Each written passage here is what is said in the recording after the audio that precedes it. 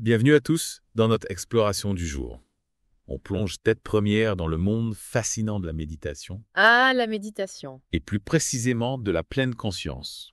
Pour nous guider, on a décortiqué un livre passionnant, Méditer avec nous, qui rassemble les témoignages de 21 experts. 21 experts. Oui, Ah, la pleine conscience. Un sujet qui fait beaucoup parler de nos jours. D'ailleurs, saviez-vous que même les enfants s'y intéressent? Figurez-vous qu'il y a une anecdote adorable dans le livre. Un enfant qui voit son parent méditer tout calme et serein ah oui, et qui essaie de l'imiter en s'asseyant à côté de lui. c'est mignon.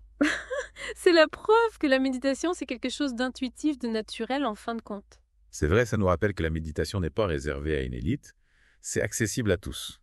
Et puis, le monde de la méditation est tellement vaste, avec plein de techniques différentes, mais aujourd'hui, c'est la pleine conscience qu'elle vend en poupe. Absolument. La pleine conscience, c'est comme une petite bulle de calme et de sérénité que l'on peut créer à tout moment de la journée. Un peu comme une retraite dans un monastère, mais sans avoir besoin de tout quitter. Une retraite express en somme. Voilà. Et ce qu'il y a, c'est que la science commence à s'y intéresser sérieusement. On découvre que la méditation, c'est un véritable entraînement pour le cerveau avec des effets positifs prouvés sur le long terme. Oui, c'est fascinant de voir comment la méditation peut transformer notre cerveau un peu comme un sculpteur qui modèle la matière.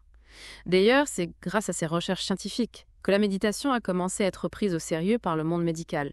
Et de là, elle s'est répandue dans d'autres domaines comme l'éducation ou l'entreprise. Parlons-en dans l'entreprise.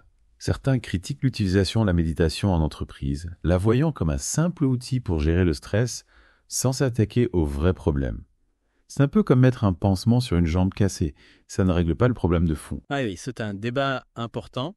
Certains craignent que la méditation soit instrumentalisée, utilisée comme un cache-misère pour des conditions de travail difficiles ou un management toxique. Et puis il y a aussi ceux qui s'inquiètent de voir la méditation sortir de son contexte traditionnel religieux ou spirituel. C'est un peu le dilemme de la mondialisation, comment partager une pratique ancestrale avec le monde entier sans la dénaturer. Un vrai casse-tête. Exactement. Trouver le juste équilibre entre tradition et modernité, c'est tout un art. Mais revenons à notre sujet principal. La pleine conscience, c'est avant tout une pratique simple, s'asseoir, respirer et porter attention à ce qui se passe en nous et autour de nous. Oui, et c'est justement ce qui peut paraître paradoxal. Comment quelque chose d'aussi simple peut avoir un impact aussi profond sur notre bien-être, notre vision de la vie et même notre santé. C'est fascinant, non? Ce qui est fascinant, c'est que la pleine conscience nous invite à nous reconnecter à notre corps, à l'observer avec bienveillance, sans jugement. C'est comme si on se réconciliait avec un vieil ami qu'on aurait négligé pendant longtemps. Une réconciliation avec soi-même en somme. D'ailleurs, dans le livre Yasmine Liénard, une psychiatre spécialisée dans la méditation compare sa découverte de la pratique à un retour aux sources. Oui, elle raconte comment elle a redécouvert la méditation à l'âge adulte alors qu'elle traversait une période difficile. Et pour illustrer ses premiers pas, elle utilise l'image de la poma et de la marche en forêt. Vous voyez l'idée. Ah oui, la simplicité, le retour à l'essentiel. Voilà. Et cette redécouverte l'a amenée à explorer différentes formes de méditation, notamment en Inde, où elle a pu observer Ama, une figure spirituelle connue pour sa compassion. Exactement.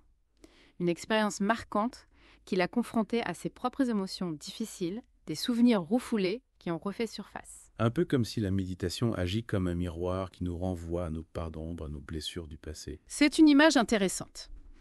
Yasmine Liénard propose d'ailleurs un exercice pour apprendre à gérer ses émotions difficiles, les accueillir avec bienveillance, les nommer, identifier leurs manifestations physiques sans chercher à les analyser ou à les faire disparaître. C'est comme si on invitait ces émotions à prendre le thé sans les juger, sans les rejeter.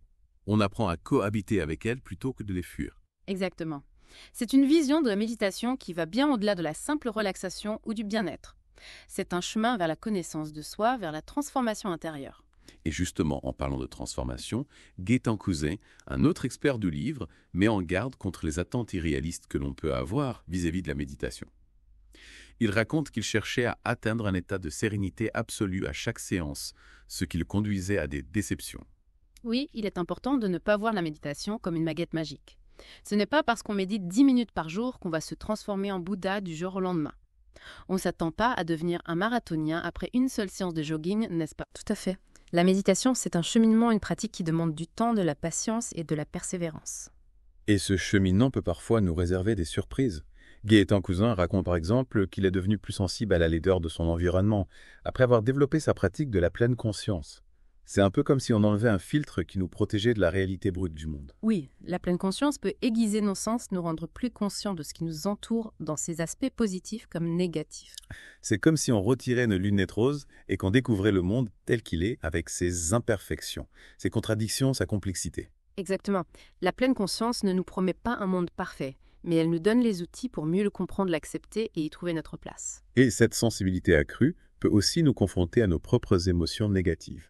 Gaëtan Cousin parle de son agacement face à certains adeptes de la pleine conscience qu'il perçoit comme excessivement positifs, au point de nier la part sombre de l'être humain. C'est une critique intéressante qui nous invite à l'honnêteté et à l'authenticité dans notre pratique.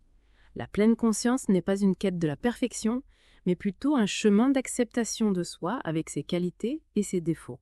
C'est comme un jardinier qui apprend à aimer son jardin avec ses fleurs magnifiques et ses mauvaises herbes. Chaque élément a sa place dans l'écosystème. Exactement.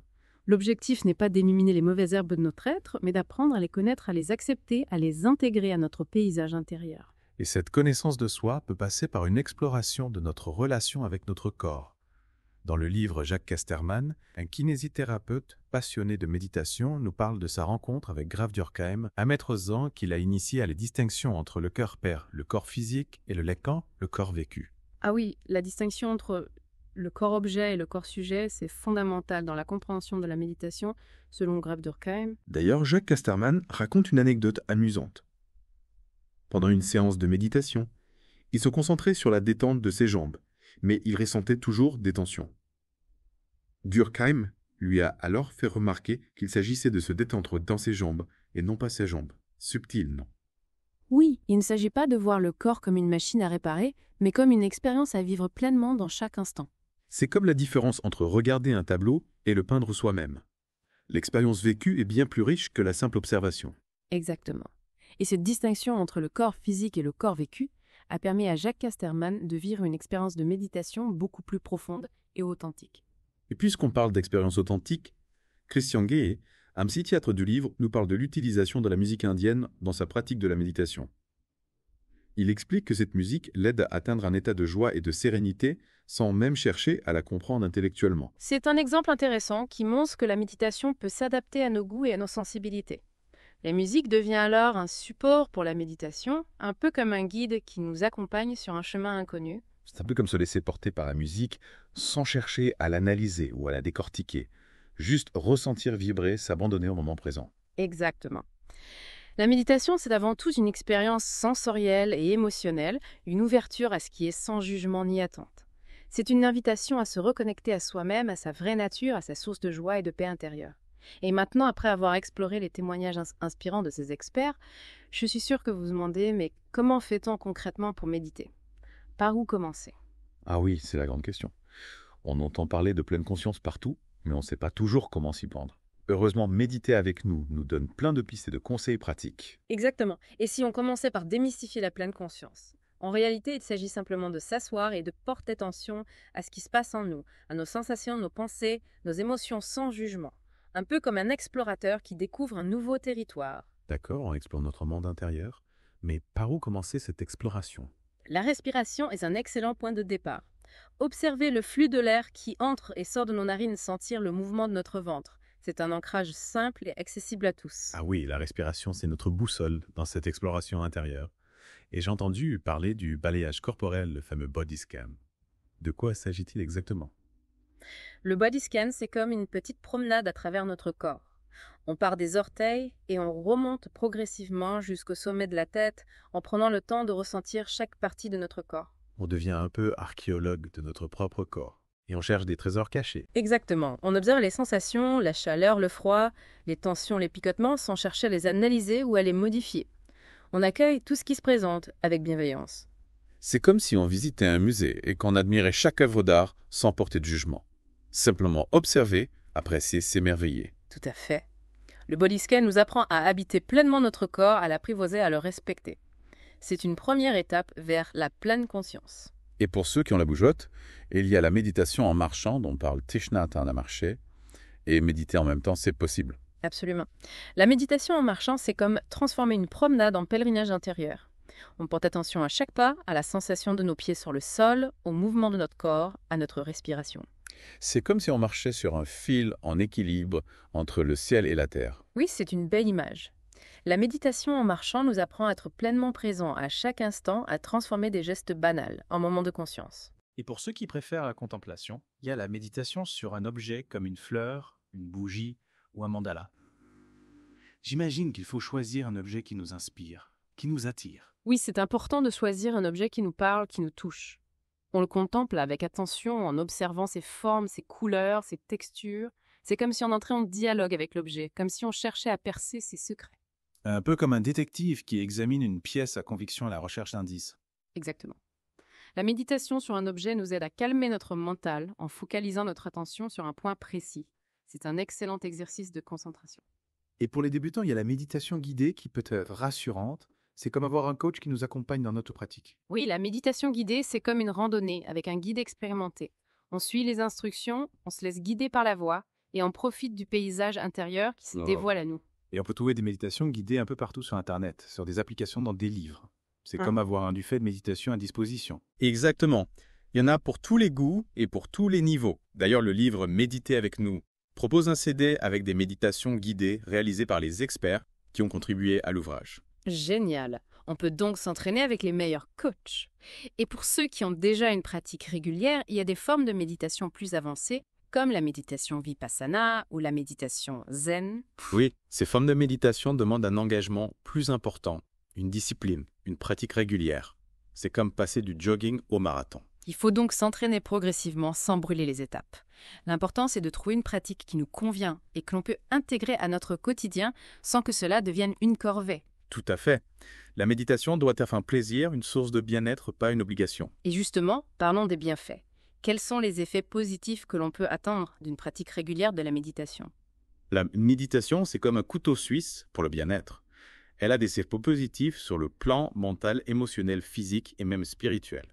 Wahou, c'est un véritable remède miracle. Attention, je n'ai pas dit miracle, mais la méditation peut nous aider à mieux gérer le stress, l'anxiété, les émotions négatives.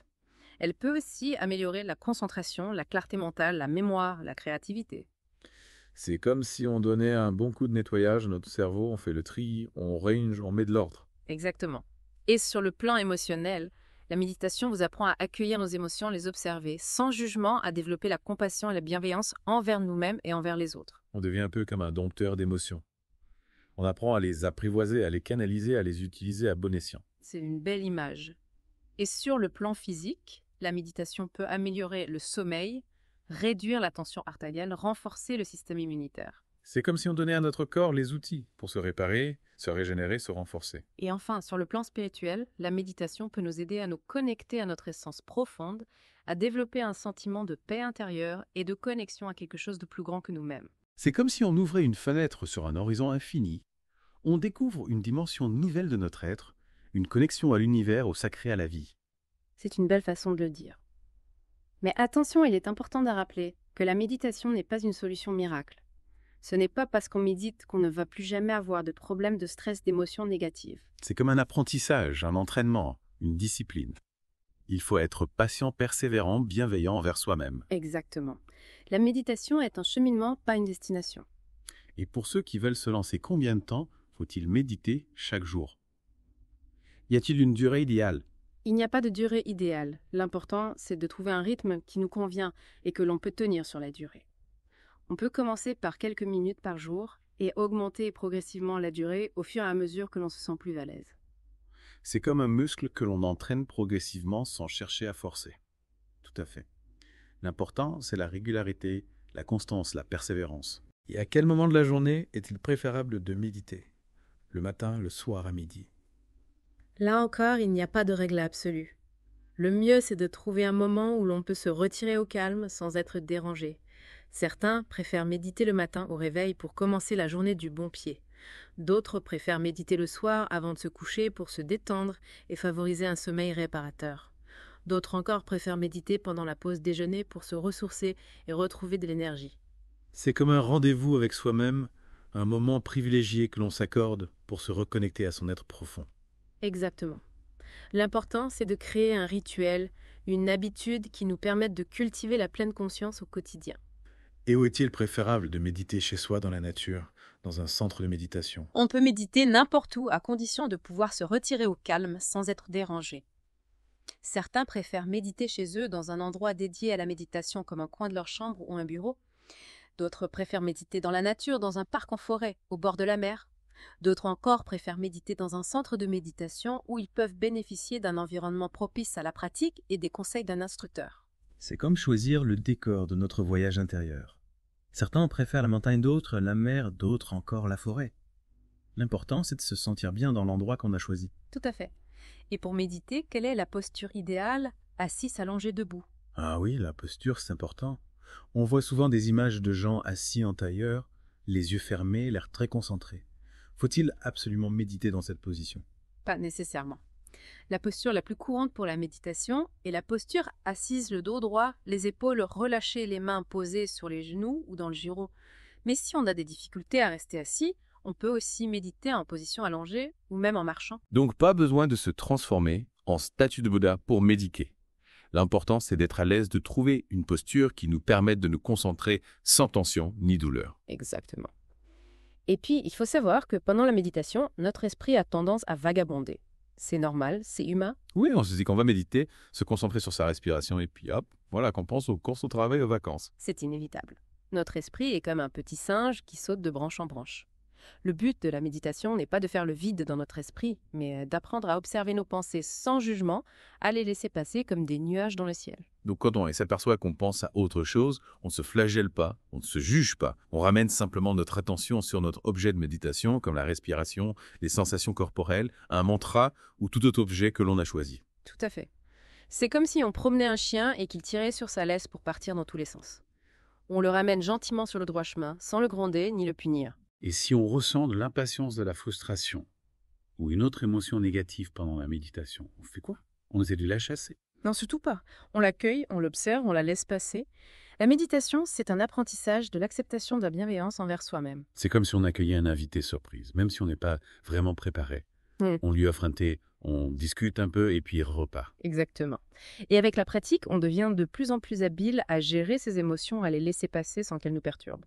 On reprend notre exploration de la pleine conscience. Après avoir découvert ses bienfaits et les différentes techniques, on va maintenant plonger au cœur de la pratique. Accrochez-vous, on entre dans le vif du sujet. C'est parti. Pour commencer, imaginez la pleine conscience comme un jeu vidéo avec 3 niveaux à maîtriser, observer, décrire et participer. J'adore les jeux vidéo. Ça rend la chose tout de suite plus amusante. Alors, expliquez-moi ce premier niveau, observer. Observer, c'est porter attention à ce qui se passe en nous, nos sensations, pensées, émotions. Le tout sans jugement, comme un scientifique qui observe une expérience. Par exemple, posez votre main sur votre cuisse. Qu'est-ce que vous ressentez? Je sens une légère pression, un peu de chaleur et le contact du tissu de mon pantalon. Parfait, vous venez d'observer vos sensations, c'est aussi simple que ça. Pas besoin d'être Sherlock Holmes, alors. Et le deuxième niveau, décrire. Décrire, c'est mettre des mots sur ce que l'on observe. Vous venez de le faire à pression, chaleur. C'est comme si on prenait une photo de notre expérience intérieure avec des mots. D'accord, je comprends. Observer, c'est voir le film et décrire c'est écrire le scénario. Et le troisième niveau, participer, c'est quoi? Participer, c'est s'immerger complètement dans l'expérience en devenant ce que l'on fait. Imaginez un musicien qui joue de son instrument. Au début, il observe les notes, puis il décrit le mouvement de ses doigts.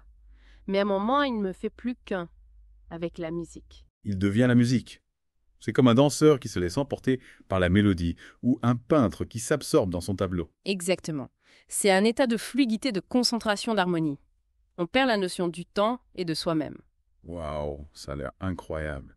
Mais j'avoue, j'ai du mal à imaginer comment atteindre ce niveau de concentration sans me laisser distraire par mes pensées. C'est normal, notre esprit a tendance à vagabonder, c'est dans sa nature. L'important, c'est de pratiquer la pleine conscience sans jugement. Sans jugement. C'est-à-dire, cela signifie observer nos expériences intérieures sans les étiqueter comme bonnes ou mauvaises, agréables ou désagréables. On ne se dit pas « Oh non, encore cette pensée, elle est vraiment nulle là ». On l'observe simplement, on la laisse passer comme un nuage dans le ciel. Un peu comme si on regardait un défilé de mode sans critiquer les tenues. On observe, on apprécie les diversités sans jugement. Exactement. La pratique du non-jugement nous libère des commentaires incessants de notre mental et nous aide à cultiver la paix intérieure. C'est un beau programme. Mais concrètement, comment s'y prendre? Prenez conscience de vos jugements. Lorsqu'une pensée négative surgit, notez-la mentalement sans vous y accrocher. Dites-vous simplement « Tiens, voilà, un jugement. Comme si on prenait une photo de l'intrus pour l'identifier. » Oui, c'est une bonne image. Et avec le temps, ces jugements perdront de leur pouvoir sur vous. D'accord, je note observer, décrire, participer sans jugement. J'ai hâte de mettre tout ça en pratique. N'hésitez pas à vous faire aider par un instructeur de méditation si vous en ressentez le besoin. Il pourra vous guider et vous accompagner dans votre pratique. Merci pour tous ces conseils précieux. Je crois que je suis prêt à me lancer dans l'aventure de la pleine conscience. Bravo! C'est un magnifique voyage qui s'offre à vous, un voyage au cœur de vous-même. Alors à tous ceux qui nous écoutent, n'attendez plus. La pleine conscience, c'est un cadeau que vous pouvez vous offrir. Un chemin vers la paix intérieure, la clarté mentale et le bien-être. Soyez patient, soyez bienveillant envers vous-même et surtout profitez du voyage. Merci de nous avoir accompagnés dans cette exploration de la pleine conscience. On espère que ce voyage vous aura inspiré et donné envie de vous lancer vous aussi dans cette aventure. À bientôt pour de nouvelles découvertes.